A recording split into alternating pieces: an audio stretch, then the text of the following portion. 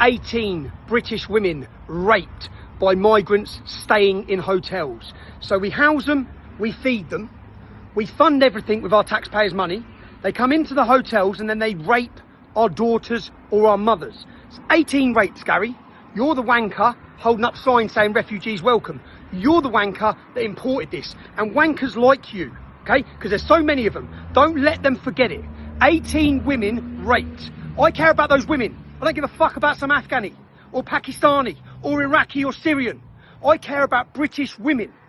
35 sexually assaulted, children and women, by the ones just in the hotels. Now, if you look at it, only 1.3% of rape cases are prosecuted. So if we've had 18 prosecutions, how many other women have been raped?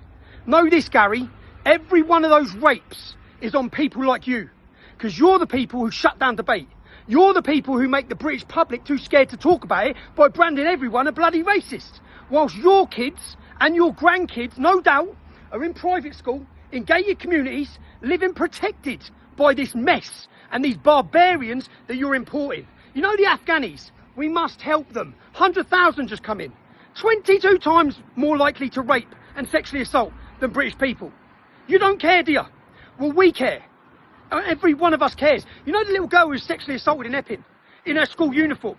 You know all the outraged community? Well, Gary Lineker and people like him think you're racist and have labelled you all as racist because you're concerned. So if you want safety for your daughter, Gary Lineker, all the other celebrities holding up their refugees welcome, shutting down debate, shutting down the concerns, the legitimate fears of British families, shutting you down as racist. Don't let him be remembered as a footballer. Let him be remembered as a sellout traitor to our country. To those women, Gary, read the stories. Do me a favour, they're the ones in the hotels. Go online, Google refugee rape. You're from Leicester, aren't you? There's about 7 cases of refugees raping women just in Leicester. Refugee rape Leeds. Women walking down the canal getting raped. Refugee rape Manchester. Any city. They're being brought into our country. The safety of your families are at risk. And it's not just the imported barbarians that are responsible for this. They've got their ideology, they've got their culture, and they've got their subhuman views of non-Muslim women. That's part of who they are. 99% of Afghanis in Afghanistan want Sharia law. What does Sharia law promote against non-Muslim women? Legitimate rape. They can take you as sexual slaves. That's what it promotes.